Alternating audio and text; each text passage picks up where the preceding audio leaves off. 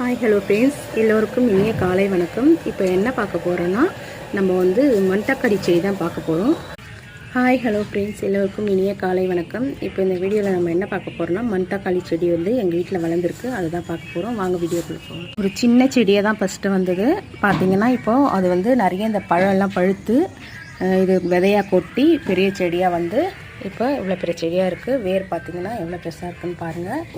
So வந்து பார்த்திங்கன்னா இந்த பழமே வந்து நாங்கள் இவ்வளோ பறித்து வச்சுருக்கோம். ஸோ நிறையவே பழம் பழுத்துருக்கு, நீங்களே பாருங்கள். இந்த பழம் வந்து உள்ளுக்கு சாப்பிட்டா நம்ம வயிற்று புண்ணுக்கெலாம் ரொம்ப நல்லது. கீரையுமே பார்த்திங்கன்னா நம்ம பருப்பை போட்டு கடைஞ்சி சாப்பிட்லாம். ஸோ யாருக்கெல்லாம் இந்த மண்தக்காளி செடி பிடிச்சிருக்கோ மறக்காமல் ஒரு லைக் பண்ணிவிடுங்க. இந்த பழம் இந்த மாதிரி செடியெல்லாம் உங்களுக்கு வீட்டில் விளைஞ்சதுன்னா நீங்கள் பிடுங்கி போடாமல் வச்சு நல்லா தண்ணி ஊற்றி வளர்த்துக்கோங்க. ஸோ வந்து இதை நம்ம கீரையாக கூட யூஸ் பண்ணிக்கலாம். நிறைய பேருக்கு வந்து பார்த்திங்கன்னா இந்த கீரை கிடைக்க மாட்டேங்குது. எல்லோரும் தேடி தேடி மண்தக்காளி கீரை எங்கே இருக்குன்னு தேடி போய் பார்ப்பாங்க, சரிங்களா? நானே நிறைய டைம் வந்து போய் தேடி இருக்கேன். ஏன்னா வயிற்று புண்ணுக்கெலாம் ரொம்ப நல்லது சமைச்சு சாப்பிட்டா.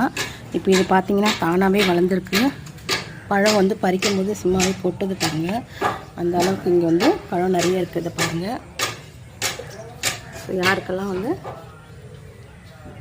இந்த மண்தக்காளி பழம் இந்த செடி வந்து உங்களுக்கு பிடிச்சிருக்கோம் மறக்காமல் ஒரு லைக் பண்ணிவிடுங்க, ஷேர் பண்ணுங்கள், சப்ஸ்கிரைப் பண்ணுங்கள். நெக்ஸ்ட்டு ஒரு வீடியோவில் பார்க்கலாம். தேங்க்யூ.